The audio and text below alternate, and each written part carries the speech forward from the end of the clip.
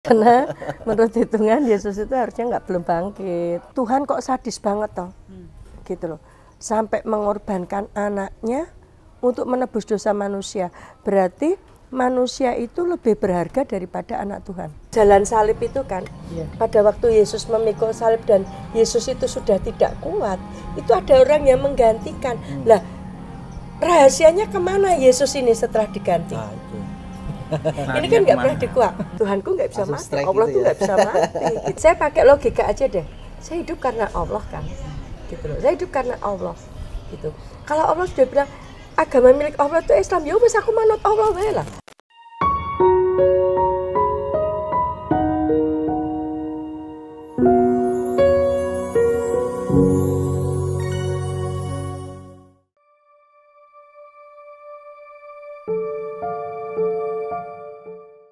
Paskah? Paskah gitu. Nggak pas. Karena menurut hitungan Yesus itu harusnya belum bangkit. Oh gitu. Kalau 3 hari 3 malam kan besok harusnya. Oh iya, oh 3 hari 3 malam ya? Iya. Itu di Bible-nya begitu emang? Oh. Ada 3 hari 3 malam. Mestinya Senin sore. Mestinya Senin sore? Iya, itu kalau 3 hari 3 malam. Berarti kalau hitungan, berarti baru 2 hari nih? Iya. Baru 2 hari ya? Ya makanya Paskah, enggak pas. Itu gantinya kalau hitungannya harinya itu Senin sampai apa? Jumat sampai Sabtu itu 1 hari. Nah, itu berarti baru 2 hari. Oh. 2 hari 2 malam. Tapi kalau Jumat hitung sendiri, Sabtu sendiri, Ahad sendiri, itu 3 hari. Dan mereka biasanya menselisihnya seperti itu. Kalau kita perdebatkan masalah hari itu, mereka kan Jumatnya 1. Ya toh. Sabtunya satu, Ahadnya 1. Ya. Tapi kan waktu Yesus meninggal itu kan jam 12 siang. Oh, siang ya, bukan pagi ya? Oh, jam 12 siang. Meninggalnya jam 12 siang. Kan jam 12 siang Sabtu kan baru sehari. Iya. Harusnya kan 12 siang Senin toh. Tapi pagi-pagi dia sudah nggak ada di kuburnya. Gitu. Padahal meninggalnya siang ya? Jam 12 siang. Ada yang ini sore, ada yang mengatakan jam 3 sore, ada yang mengatakan jam 12 siang. Berbeda-beda ada reaksinya ya. Jadi yang mana yang benar? Gak ada yang benar. Itu tadi ya. Yesus pakai gitu. Anggapan mereka gitu ya. Tapi kan memang kita ngobrol ini kan ingin memberitahu beberapa fakta-fakta gitu ya. Bukan ingin mendiskreditkan agama tertentu. Bukan. Gitu. Tapi kita ingin memberikan. Jadi kita ingin membeberkan fakta aja gitu kan. Karena penasaran ya teman-teman ya. Apakah benar Yesus atau Nabi Isa itu wafat di tanggal tersebut? Terus tadi kan jamnya gitu kan dan lain-lain. Nah, kita minta penjelasan Ustazah aja kali ya. Jadi tentang kematian Yesus itu mereka tidak memasalahkan masalah jam, masalah hari. Yang poinnya adalah kematian Yesus itu untuk menebus dosa. Jadi manusia itu lahir sudah dalam keadaan dosa. Jadi kita sudah dapat warisan dosa. Dosa dari Nabi Adam. Nah, maka dosa warisan. Nah, dosa warisan itu karena kasih sayang Allah kepada manusia. Jadi poinnya itu justru bukan pada mau harinya mau jamnya itu mereka tidak memasalahkan. Ya. Jadi ya sudah, itu kata Alkitab seperti itu, doktrin, dogma. Oh, dogma, gitu ya. Dogma. Udah, doktrin dogma itu seperti itu. Poinnya adalah bagaimana karya penyelamatan Yesus. Dengan matinya Yesus di kayu salib, ya. Kan karena kasih sayang Allah kepada manusia sehingga dikorbankan anaknya yang tunggal, Yesus, untuk menebus dosa manusia. Sekarang kita pakai logika aja deh. Tuhan kok sadis banget toh. Gitu loh. Sampai mengorbankan anaknya untuk menebus dosa manusia. Berarti manusia itu lebih berharga daripada anak Tuhan. Ya kan? Ya kita pakai logika aja gitu. Sekarang yang berdosa saya. Yang berdosa saya. Masuk sing dikorbankan Pak Nadi. Ya kan? Apalagi ini anak Tuhan. Apalagi ini anak Tuhan. Jangan nuduh Tuhan dolim. Ya. Ya kan? Itu kan Kalau kita berpikir secara logika loh, ini kita pakai logika saja ya. Sekarang karena kasih sayang Allah kepada manusia, sehingga dikorbankan anaknya yang tunggal. Nah, dari redaksi itu saja, berarti kan posisi manusia itu lebih tinggi daripada anak Allah. Betul. Nah, sekarang kalau ajaran Kristen berdasarkan kasih, ya toh, apakah itu kasih seorang bapak sampai mengorbankan anaknya untuk orang lain? Yang dianggap tidak berdosa. Nah, sementara anaknya ini tidak berdosa loh, dikorbankan untuk orang berdosa. Nah, ini kita ajak mereka untuk berpikir secara logika. Jadi kan iman itu harus diyakini betul, tapi iman tanpa pengetahuan itu kan mati. Ya. Nah, maka secara iman oke, tetapi kemudian iman itu juga kita harus berpikir gitu. Itu yang pertama. Yang kedua, dengan peristiwa ini kan menganggap bahwa Tuhan itu tidak punya kemampuan. Ya kan? Ya. Kalau Tuhan itu mau mengampuni, kun fayakun, saya ampuni, selesai. Tapi kenapa harus ada peristiwa pengorbanan seperti ini? Gitu kan? Nah, maka kita sebagai orang Islam itu berpegangnya tetap pada Al-Quran. Gitu. Bahwa di Al-Quran itu Nabi Isa itu tidak disalib, tapi diangkat. Diangkat dan yang disalib itu orang yang diserupakan. Itu seperti itu. Jadi kita tetap berpegang pada Al-Quran sebagai seorang muslim ya. Bagaimanapun juga di dalam Quran surat An-Nisa itu kan, surat An-Nisa ayat 157 sampai 158 itu kan, bahwa mereka orang Yahudi itu tidak membunuh dan tidak menyalib Isa ya, atau Yesus ya. Yang dianggap Yesus itu adalah orang lain yang diserupakan. Al-Quran itu ya.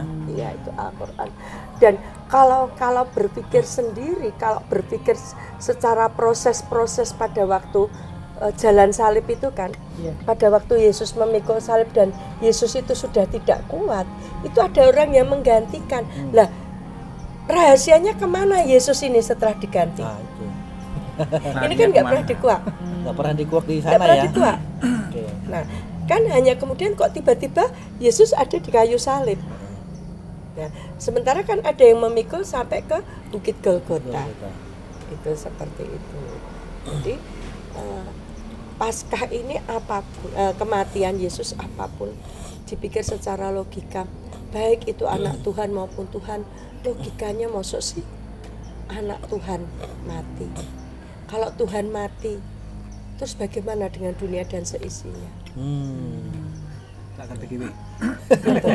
Kan berhenti kan kehidupan ini. Itu. Nggak ada yang ngatur. Nggak ada yang ngatur. Mati. Dan sudah mati ya. Nah, kemudian yang perlu kita waspadai, ya, secara eksplisit langsung orang Paskah ini ada pemurtatan mungkin beda dengan Natal ya. Tetapi karya penebusan ini yang banyak kemudian mengecohkan mereka yang imannya lemah. Mereka dalam hal ini umat Islam yang imannya lemah, bahwa kamu percaya Yesus, dosamu diampuni. Karena apa? Yesus sudah mengorbankan mati di kayu salib ini. Nah, ini yang perlu kita, mereka-mereka yang muslim yang lemah imannya itu perlu paham. Gitu. Bahwa di dalam Islam itu Allah Maha Kuasa, Allah Maha segalanya. Ya. Kalau Allah berkehendak, itu nggak usah lewat perantara apa-apa, Allah ampuni. Dan dalam Islam kan enak sekali, kita dosa kita mohon ampun sama Allah, itu urusan kita sama Allah, kita istighfar mohon ampunan sama Allah, taubat nasuha, selesai, tidak ada yang perlu dikorbankan, ya kan? Nah, ini yang perlu kita terangkan kepada umat. Karena apa?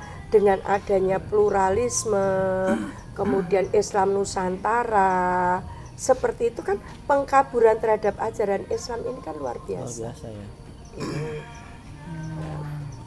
Nah, 2018 itu kan ada paduan suara IAIN Salatiga di GKJ di Salatiga itu mereka nyanyi Paskah kan. Nah, ini kan mereka itu kan kemudian meninggalkan Quran, meninggalkan hadis. Ngeri itu. Walaupun dengan alasan toleransi ya. Iya, toleransi kan kita kembali kepada Al-Quran. Ya. Iya kan? Quran surat Al-Kafirun. Ya. Hukum itu ya. Hei orang kafir, aku tidak menyembah apa yang kamu sembah. Ini dulu ya. Tentang Yesus, tentang ini kan kita tidak menyembah. Iya toh? Dan kamu tidak menyembah apa yang aku sembah.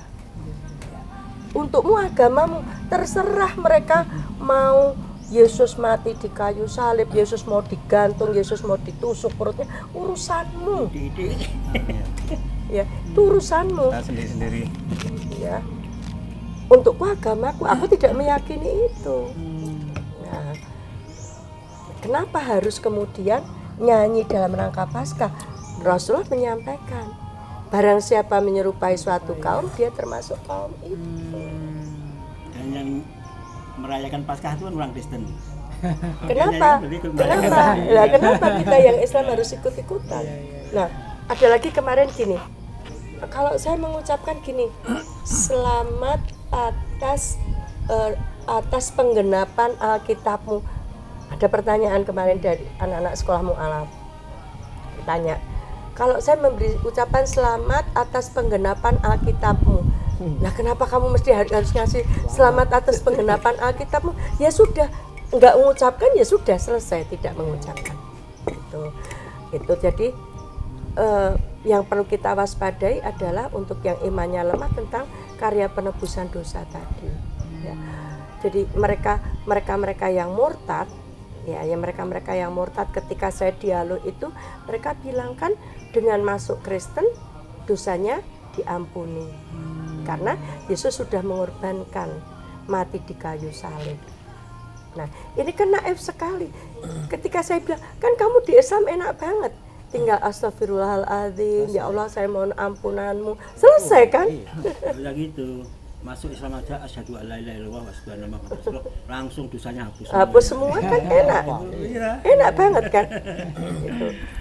Nah, itu saat yang kedua. Nah pesona yang mereka tebar, entah ini sejarahnya dari mana tuh nggak jelas semuanya tentang telur. Nah, memang dari saya kecil, dari saya masih kecil itu kalau Paskah itu saya ngajak anaknya tetangga, ayo Paskah neng gereja, golek telur kan sengaja telurnya disembunyikan gitu, terus rame-rame nyari telur. Jadi yang perlu kita waspadai budaya itu untuk anak-anak. Nah, budaya itu yang perlu kita waspadai. Jadi mereka tidak langsung, yuk kamu masuk Kristen, tidak, tapi penetrasi lewat budaya itu. Bahwa Paskah itu Paskah itu identik dengan telur. Nanti kalau Paskah dapat telur. Nah ini kemudian kan anak sekarang kan kepo. Nah kepo kan pengen tahu apa sih Paskah.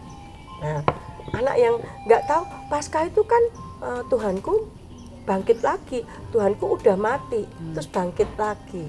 Nah kan seperti itu. Nah ini kemudian kalau perlu diajarkan pada anak Islam, kalau Tuhanku nggak bisa mati. Gitu ya. Tuhanku nggak bisa langsung mati, Allah tuh nggak bisa mati gitu loh. Hidup lagi ya. Allah tuh nggak bisa mati, Allahku ya lebih hebat daripada Tuhanmu bisa mati, Allahku nggak bisa mati gitu. Meskipun hidup lagi kan sudah mati. Pernah mati. Gitu. Ya nggak bisa mati, justru Tuhanmu itu ciptaannya Allahku itu kita mesti mengajarkan itu kepada anak-anak karena kan anak sekarang itu mudah sekali kan dengan adanya medsos itu ya sekarang yang lagi rame itu Velocity. Velocity itu kan Yahudi toh, budaya Yahudi ya. Terus ada joget-joget. Iya joget-joget kan itu tarian Yahudi kan itu. Tarian THR. Ini kan pengkaburan. Ini kan kita nggak sadar sebetulnya. Ya, mereka masuk gitu ya.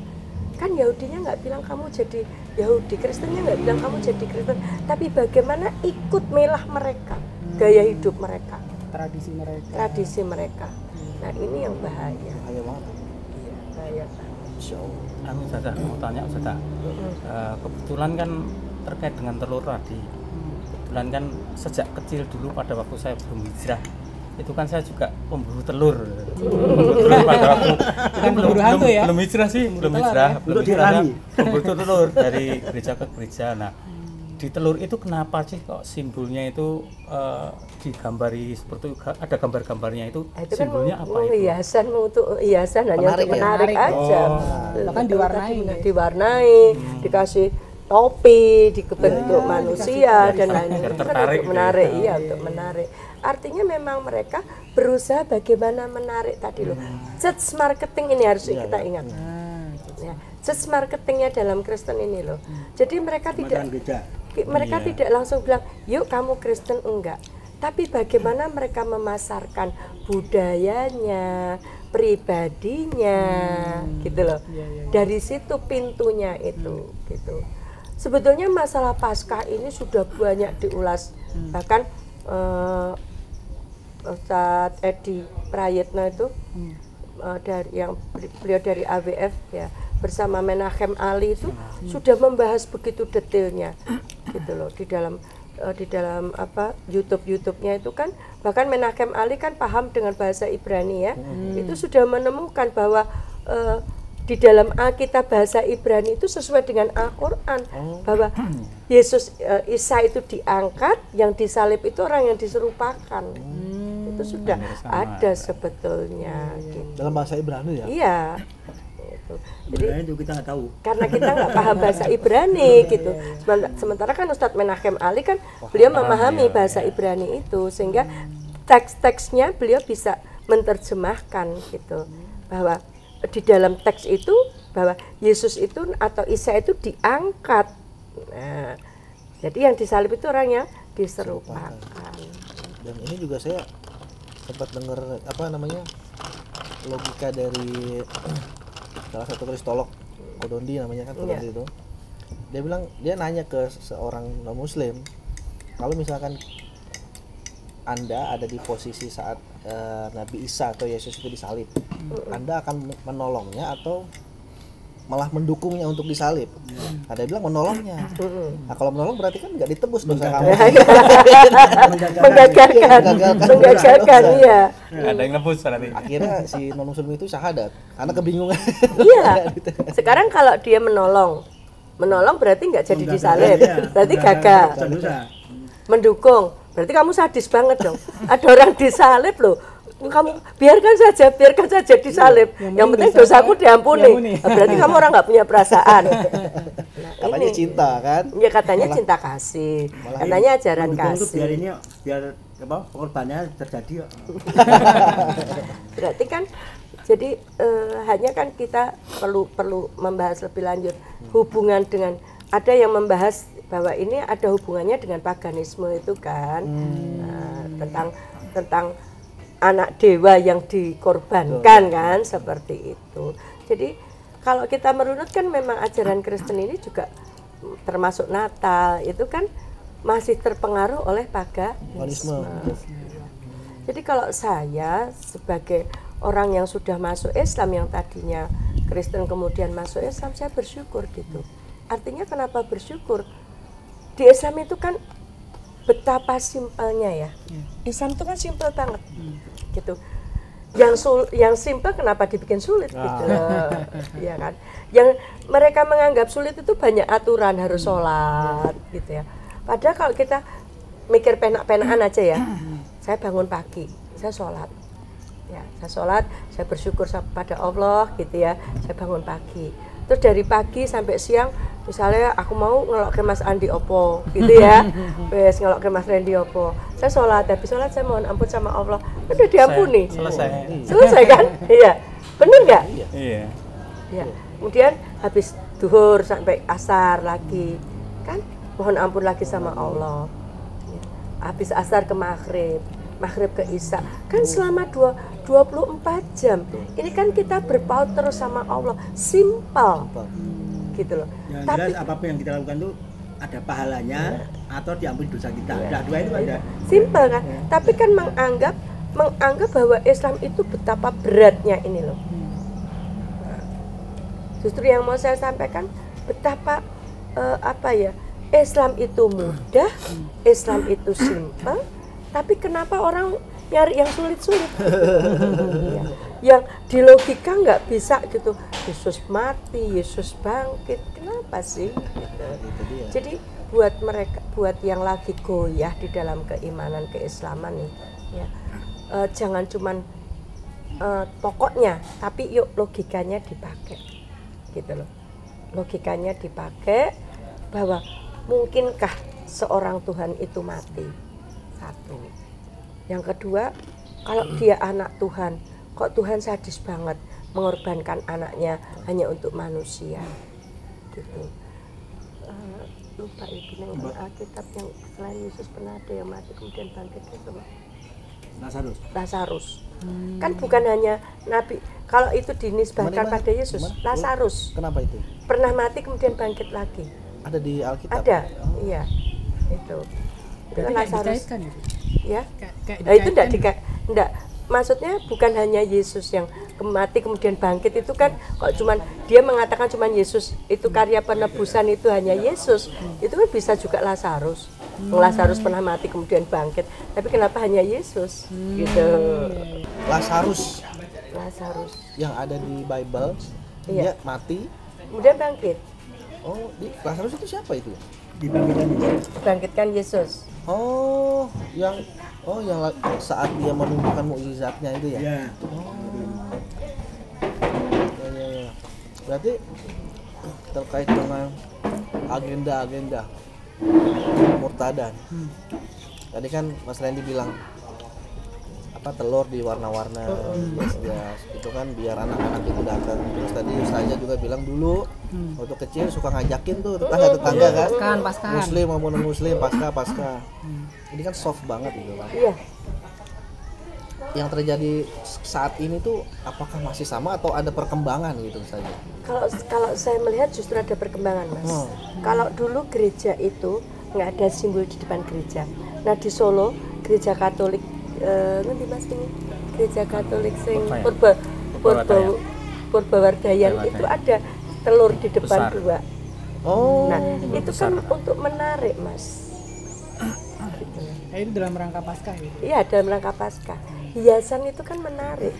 Loh kok ada telur? Oh berarti Paskah. Oh berarti cari telur, nanti hari Minggu cari telur Paskah dong. Iya. Seperti itu. Enggak itu menimbulkan kepo tadi ya. Kepo. Ya, kemudian dari yang kok plural itu biasanya Pak menunjukkan toleransi. Nah, akhirnya apa? Ikut-ikutan nyanyi di gereja gitu. Kalau awal mulanya dulu saya pada waktu kecil kan kebetulan kan tetangga itu kan pendeta Pus. Iya. Jadi setelah Paskah itu si pendeta dan keluarga ini bagi telur. Nah akhirnya anak-anak kan setiap Paskah ini udah punya pikiran sendiri. Oh sana bagi telur, akhirnya pada kesana semua. Jadi nggak susah-susah. Berarti untuk melihat tadi pemasaran gereja tadi, marketing tadi. Ya. Tidak secara langsung memasarkan ajarannya. Tetapi kan ini terpatri Mas. Terpatri pada anak kecil ya. Oh setiap Paskah ada telur. Setiap Paskah ada telur. Setiap Paskah nanti. Terus kemudian kan rasa ingin tahu Paskah itu apa dong. Nah Yesus bangkit. Wah berarti Yesus hebat dong. Bisa bangkit dari mati. Nah itu. Pesannya ya. Contoh gini. Jadi waktu saya baru nikah sama Pak Nadi ya, saya punya tetangga Kristen. Ya. Nah, dia sekolah minggu tau. Pulang sekolah minggu, ngumpulin anak-anak Islam. Ya, ngumpulin. Dia cerita, aku punya Tuhan Yesus loh ya. Tuhan Yesusku itu bisa membangkitkan orang mati. Tuhan Yesusku itu sudah mati bisa bangkit lagi. Nah, anak-anak Islam kan karena nggak punya bekal, mereka hanya, berarti Tuhannya Mbak Iki kan hebat ya. Udah mati bisa hidup lagi loh. Nah, seandainya anak Islam itu punya bekal, anak Islam akan bisa bilang, hebat Allahku dong. Tuhanmu tadi ciptaannya Allahku. Ya, kalau dia bisa mati berarti dia manusia bukan Tuhan. Tadi meskipun dia bisa bangkit, tapi kan berarti pernah mati. Iya. Dan itu pernah mati udah suatu keniscayaan bagi Tuhan. Tapi memang agenda pemurtadan itu saya nggak tahu ya.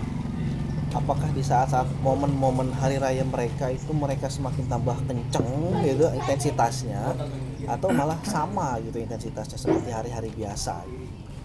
Kalau Paskah sih tidak begitu nampak Apa ya? dibanding Natal.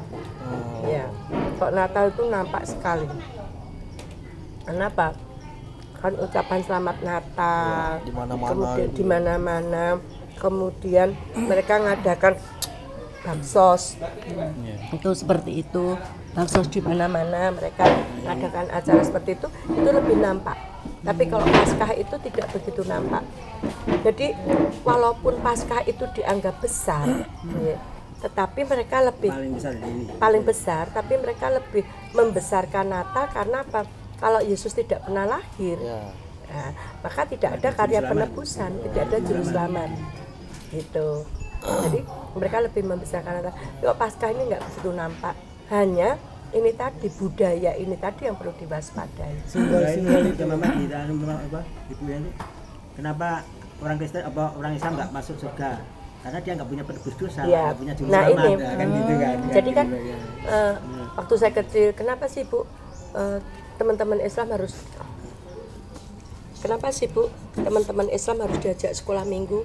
Bu, saya bilang temanmu yang Islam itu nggak punya Tuhan Yesus. Nah, Dosa. kalau kamu nakal, Ada yang ngebus. ada yang nebus dosamu. Tuhan Yesus mati di kayu salib. Kok temanmu yang Islam nggak ada yang nebus dosanya. Kok temanmu nakal, temanmu Islam itu nakal, dia masuk neraka. Nah, ini cerita seperti itu, ini banyak diceritakan toh. Oh gitu. Iya. Dan itu di sekolah minggu kan diceritakan juga bahwa Yesus mati untuk menebus dosa kita. Jadi kita ini anak-anak Tuhan sudah ditebus, beda sama yang tidak Kristen, tidak ada yang nebus dosanya, kan seperti itu. Dan narasi-narasi itu juga dikemas dalam bentuk yang cukup menarik nih. Iya, Dibikin komik-komik Iya. dan sebagainya. dibikin komik, kemudian dibikin drama seperti itu. Iya. Tapi ya juga di narasi apapun, kalau itu bukan dari Tuhan, itu pasti apa melenceng ada harinya. Iya, melenceng. Kebentur ini ya pasti. Kan di Quran An-Nisa 82 kan. Kalau Quran bukan dari Allah, pasti banyak terjadi kesalahan. Iya, iya. Nah, itu kan juga gitu. Tadi kalau Tuhannya bangkit, hebat kan, tapi ternyata kan bangkit kan Pernah pernah mati. ya kan, itu Kan pernah mati. Gitu, Berarti Tuhan pernah mati kan. Ya. Ketika Tuhan mati itu kan berarti Tuhan tidak punya kekuasaan. Terus nanti dia lagi nih, karena kita nggak perlu bisa memikirkan Tuhan. Hanya mereka kan gini. Jadi mereka itu mengatakan bahwa kebangkitan Yesus itu adalah mengalahkan kuasa maut. Oh iya. Ya, buktinya dia bisa hidup. Berarti maut tidak bisa merenggut selamanya gitu. Tapi kan pernah juga dikuasai maut. Iya. Berarti tapi sekarang gini, kan mati di kayu salib, terus 3 hari kemudian bangkit, Iya. hidup lagi berarti kan? Iya. Dengan katanya kan ada bolong di tangannya gitu kan? Apa hilang saya nggak tahu lah ya gitu. Bekas paku. Bekas paku ya. Iya. Nah terus setelah itu mati lagi atau gimana? Apa ke surga? Setelah atau itu naik gimana? ke surga. Oh berarti 40 masih. hari, Oh. sama 40 hari kan dia mengajar. Tetapi yang aneh, setelah dia bangkit itu, dia datang kepada muridnya banyak yang nggak kenal dia. Tapi itu tertulis tuh di redaksinya. Ada di dalam Alkitab, Oh. gitu. Muridnya nggak kenal dia, gitu. Nah, kalau itu muridnya dan betul Yesus yang disalib, mesti muridnya kenal Iya dong. dong. Kenapa muridnya nggak kenal? Gitu. Muridnya nggak kenal dia. Jadi cerita tentang kebangkitan Yesus ya, Caca. Udah agak lupa-lupa. Berarti kok bangkit malah nggak kenal ya? Itu orang lain tuh. Bukan Tuhan Yesus, itu orang lain. Tapi kalau yang di pikiran saya itu ketika dalam pemahaman Islam itu kan diserupakan ya. Ya. mungkin disuruh pangan itu kalau dalam pikiran saya gini, tadi tafsiran saya ya. Jadi orang-orang yang menyalib itu matanya itu sama Allah dibikin oh ini Isa nih, Nabi Isa nih, Isa gitu kan. menganggapnya. Jadi kayak dikaburkan aja, gitu ya. Matanya gitu kan. Nah, makanya dia disalib gitu kan. Kemudian Nabi Isa kan diangkat. Tapi kalau memang setelah 40 hari dia diangkat ke surga ya, kalau dalam pemahaman Nasrani itu kan, berarti kan ini sebenarnya ada satu garis lurus gitu loh, satu garis lurus yang mana setelah diselamatkan yang mau disalib itu kan udah diangkat, berarti kan diangkat juga kan ke surga kan, berarti menurut pemahaman mereka masih hidup ya saja ya, berarti ya bisa itu ya. Ini kan setelah kebangkitan Yesus, setelah kebangkitan ia menghabiskan waktu 40 hari di bumi sebelum terangkat ke surga. Selama periode ini ia menampakkan diri kepada banyak orang termasuk muridnya untuk membenarkan kebangkitannya dan memberikan instruksi untuk masa depan. Ia juga berbicara kepada mereka tentang kerajaan Allah.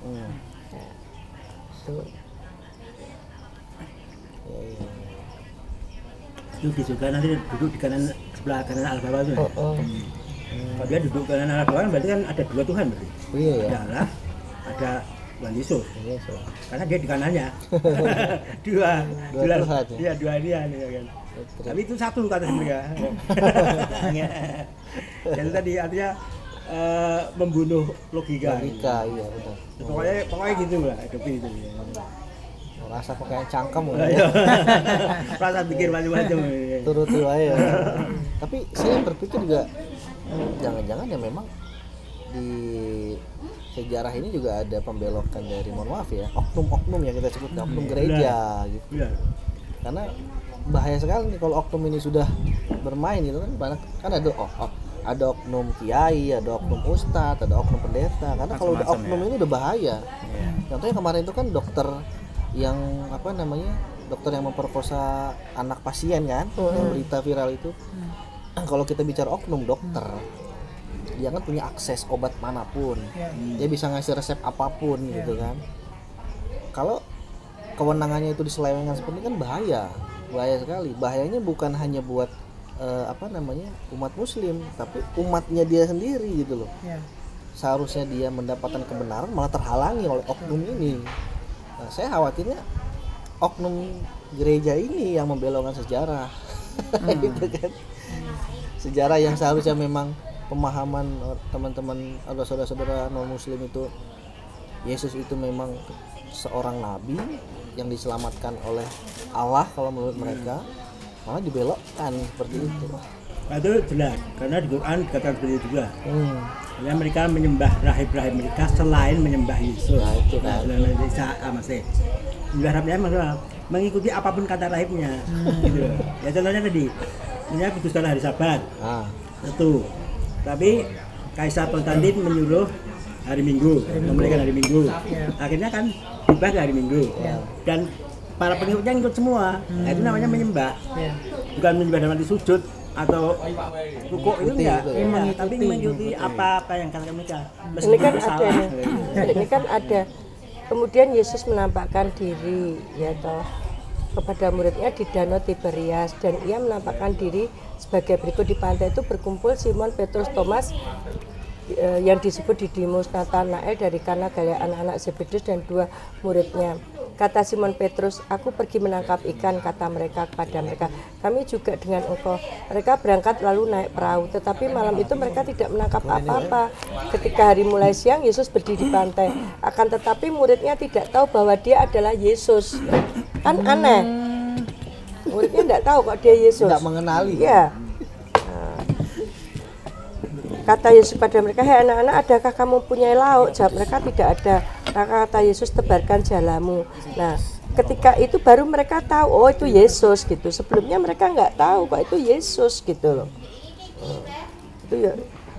Itu Yohanes 21 ayat 1 sampai 14 tentang cerita penampakan Yesus itu. Artinya kan banyak hal yang aneh gitu. Artinya dari narasinya di Alkitab itu banyak yang bisa dipertanyakan ini. Pertanyaan itu dalam arti agak janggal gitu ya. Iya. Iya, kejanggalan-kejanggalan di dalam Alkitab itu. Karena Allah yang jelas Maha tahu, Maha benar, ucapannya pasti benar kan? Betul. Ini menyatakan Yesus sudah diangkat. Iya. Tapi kenapa kok ada bangkit lagi? Nah, itu itu dia. apakah itu buatan mereka sendiri, ya kan? Karena untuk membenarkan mereka, Makanya kan pendapat ini mereka, kan ayat-ayat itu, ayat-ayat seperti itu kan tidak ada di abad keempat tadi. Ya toh, di abad keempat itu kan baru mulai banyak penambahan kan, karena ya tadi untuk apa ya, menggenapi cerita itu tadi loh.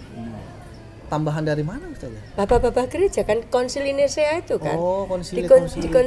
konsili Nisea itu sebagai apa ya istilahnya? muktamar, Muktamar. ya. Ulama. Para ulama-ulama Muktamar mereka petinggi gereja untuk kemudian bagaimana narasi dari Alkitab itu tadi tentang Natal, termasuk tentang kebangkitan, tentang Paskah itu tadi. Cuma muktamarnya tadi di bawah pengawasan Kaisar Konstantin.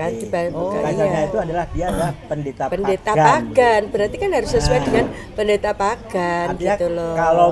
kalaupun dia Berarti harus sesuai dengan apa maunya oligarki. Berarti politis sekali Iya, politis. Harus sesuai dengan apa maunya oligarki gitu loh. Ya toh. Termasuk minggu ini kan memuliakan hari penyembahan Dewa Matahari. Kenapa dipaskan minggu? Karena penyembahan Dewa Matahari. Terus apa Kristennya melegalisasi dengan apa? Ini kebangkitan Yesus. Nah, itu dia nih. Karena Makanya dipas-paskan kan. Ya. Jadi dicari dalil untuk membenarkan itu. Kebangkitan itu dari dalil itu. Nah itu bahaya itu oknum yang tadi saya bilang tuh. Iya. Ketika dia menggunakan wewenangnya untuk dibuat hal-hal seperti itu kan, Dan itu yang terjebak meyatan. Karena orang mereka ini meyatan. Dan yang kita itu ikut-ikutan merayakan, ikut-ikut libur hari kematian Yesus itu. Kita ikut-ikutan libur. Kita disuruh kalender. Karena itu di luar kemampuan kita, istighfar aja. Tapi kan kita tetap kerja Safari Dakwah gitu. Kita kan tidak menafikan ya. Iya. Justru kita podcastnya pas hari itu gitu ya. Iya, jadi Makanya itu pentingnya pemimpin. jadi konsili Nisea itu kan pertemuan para bapak-bapak gereja, tapi tetap dalam kendali tadi Kaisar Konstantin tadi. Nah, sementara dia itu kaisar, tapi dia sekaligus pendeta pagan. Berarti apa? Harus sesuai dengan konsep paganisme ini tadi toh. Betul. Kalau nggak sesuai, Banyak Iya, mengarahkan. Ya. Kan kalau ingat cerita tentang siapa Bi? Namrud itu kan? Iya. Namrud, ya toh. Kemudian anaknya Namrud mati, ditangisi, kemudian bangkit. Nah, itu kan seperti itu. gitu ya. Cocokologi ke situ berarti ya. Jadi walaupun di dalam gereja sendiri kan terjadi pertentangan gitu. Jadi kalau kita bicara Natal kan nggak ada di Alkitab. Mereka bilang itu kan cuma sejarah. Mereka berkelit seperti itu. Cuma masalahnya kalau mereka jadi kritis betul, itu dia dapat makan dari mana? Karena kan dia meninggalkan pekerjaan sebagai pendeta kan otomatis harus cari kerja lainnya kan. Padahal kan sekolahnya di pendeta. Terus dia mau nukang kan juga nggak bisa. Dia belajar lah. Ya. Belajar Gitu.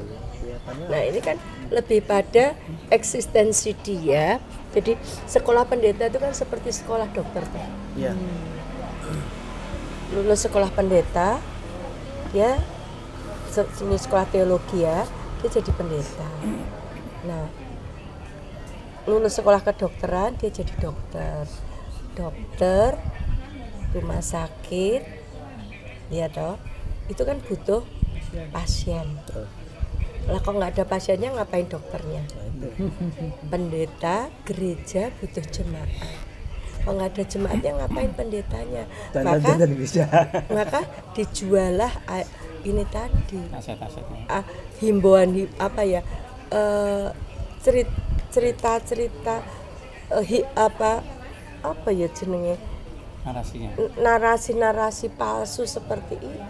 Mempertahankan narasi palsu walaupun mereka dalam hati tahu gitu.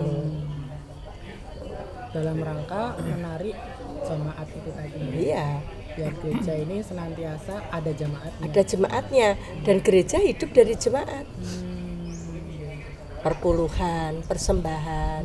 Nah, kok nggak ada jemaatnya, terus pendetanya dapat gaji dari mana? Nah, maka dijualah ayat-ayat palsu seperti ini tadi. Itu kok kita mau merunut loh ya. Ya, jadi pendeta gereja butuh jemaat. Kok nggak ada jemaat, pendetanya hidup dari mana? Saya hidup.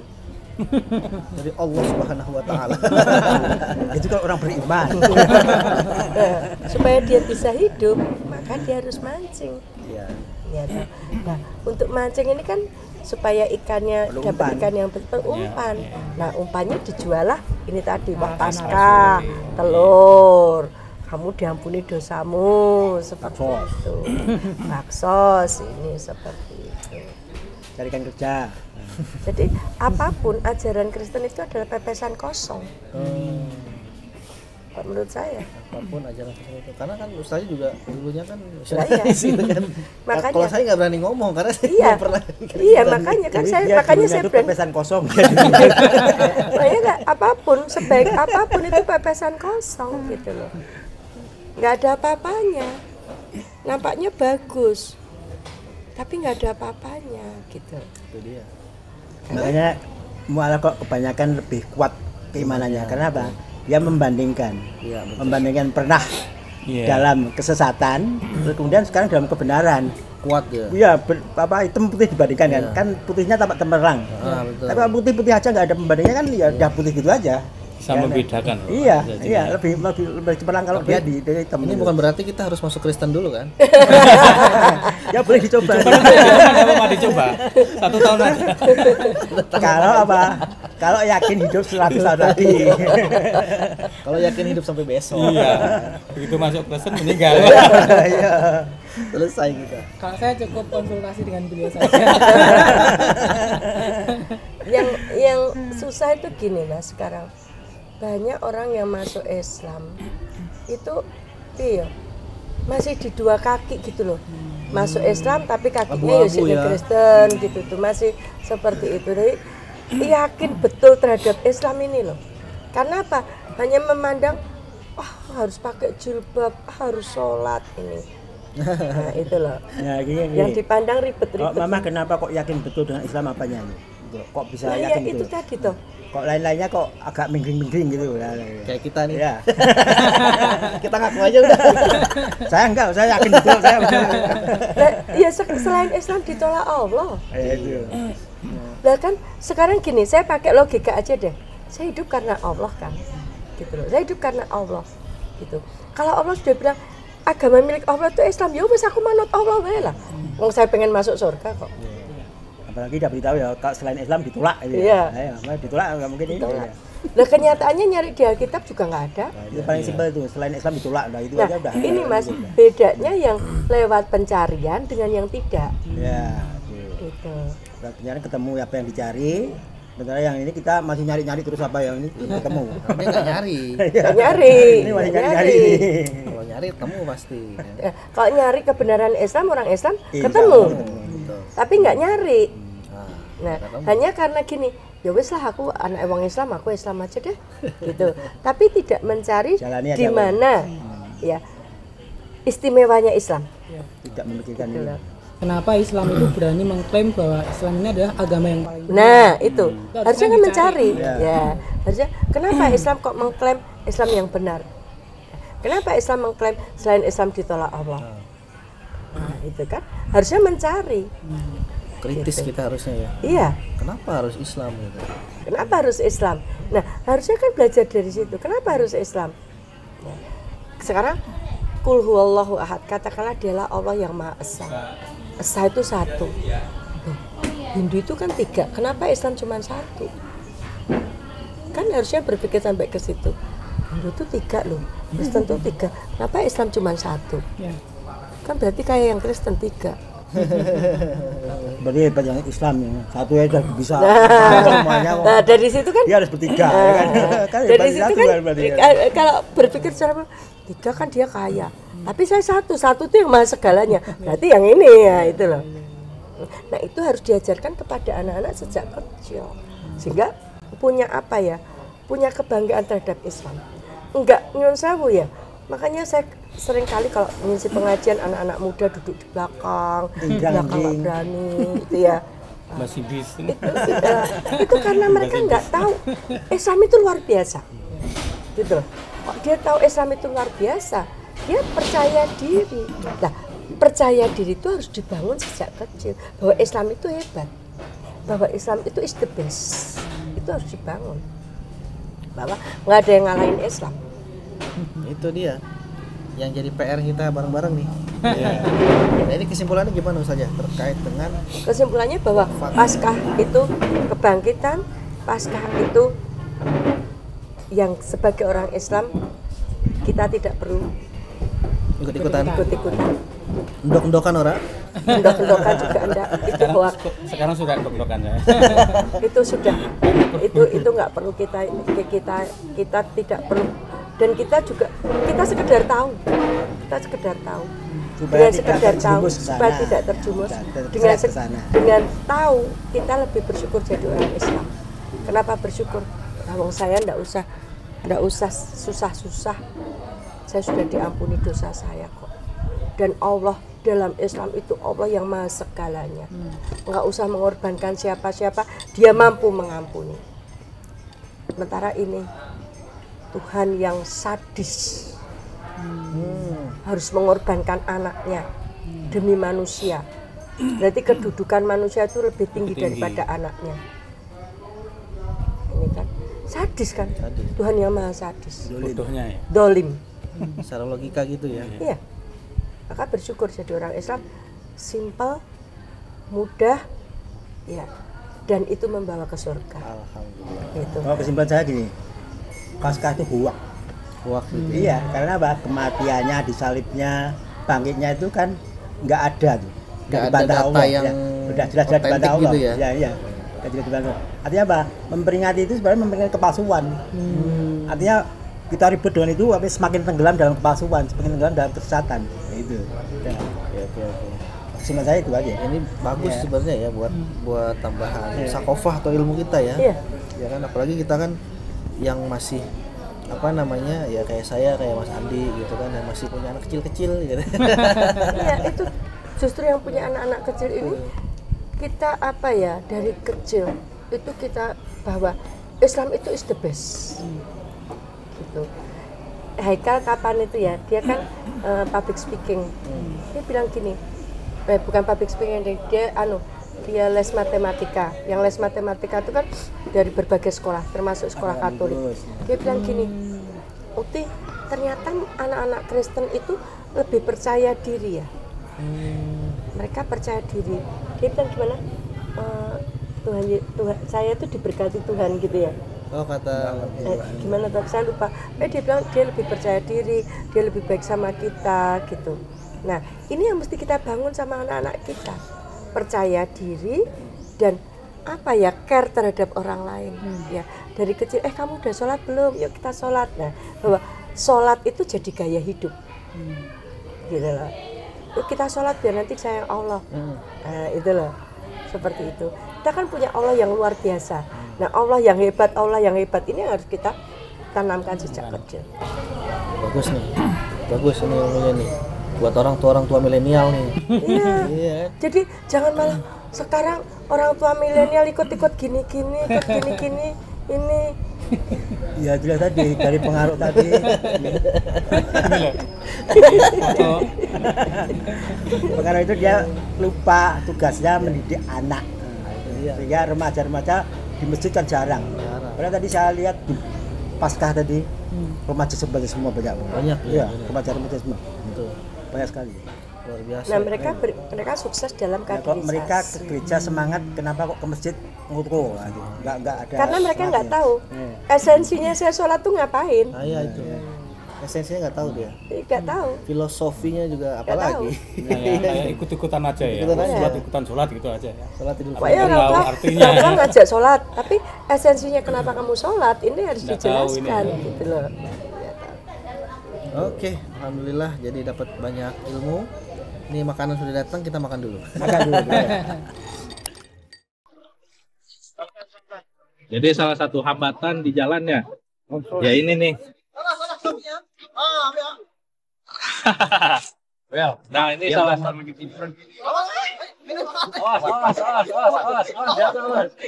Hampir aja nih kawan kita jatuh ke sungai.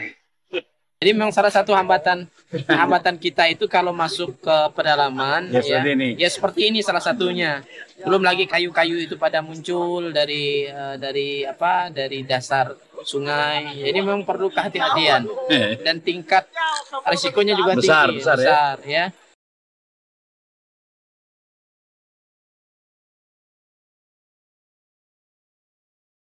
Ya begini kondisi ketika kita masuk ke pedalaman Sinten, Kalimantan Barat, kita memang harus bisa membaca kondisi sungai, kondisi alam. Kalau pada saat air naik, kita aman. Pada saat air surut, maka kondisinya kita harus berhati-hati. Pada siang hari ini kita akan berangkat menuju Desa Mentatai. Dalam perjalanan insya Allah bisa ditempuh nanti bersama dengan tim kurang lebih 6-7 jam. Pada malam hari nanti kita akan bertemu dengan warga umat Islam yang ada di pedalaman Desa Mentatai.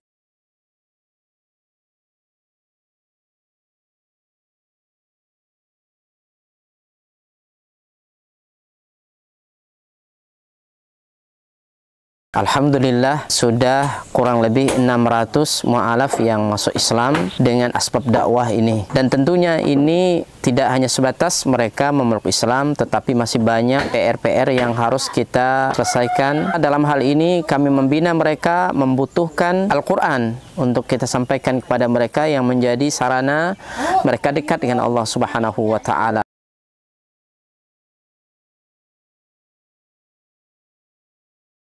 Kami berharap dan mengharapkan bantuan dari seluruh kaum muslimin untuk mensupport dakwah ini dengan berwakaf Al-Quran di Badan Wakaf Al-Quran.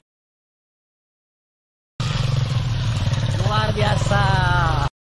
Kaum muslimin yang dicintai oleh Allah Subhanahu wa Ta'ala, perlu kita ketahui bahwa pondok ini sangat dibutuhkan karena memang di sini sangat minim akan bahkan mungkin bukan lagi dikatakan minim, memang tidak ada lembaga semacam pondok pesantren yang berdiri di Desa Nangatempunak ini. Yang kedua adalah kerusakan akidah. Ya, jadi di sini jika tidak ada pesantren ini rusaknya luar biasa. Apalagi memang pemurtatan sangat kuat di Desa Nangatempunak ini. Jadi memang misionaris-misionaris itu masuk kemari itu dengan materi yang kuat, ya, dengan iming-iming yang kuat. Dengan adanya pondok pesantren ini mengkader anak-anak para mu'alaf, ya, dari suku Dayak yang berasal dari pedalaman ini sangat mudah. Jika mereka sudah belajar agama, kemudian mereka sudah paham dengan agama dan mereka sudah hafal Quran, mereka akan kita kembalikan ke kampung-kampung mereka.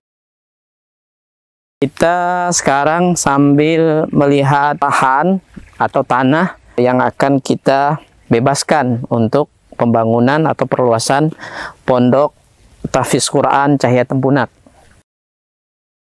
Lokasi ini adalah lokasi yang bebas daripada banjir dan luasnya kurang lebih 4 hektar, dan insya Allah di sini nanti akan kita bangun sarana ibadah, kemudian sarana untuk tinggal mukimnya para santri, kemudian aula belajar dan pertemuan para santri.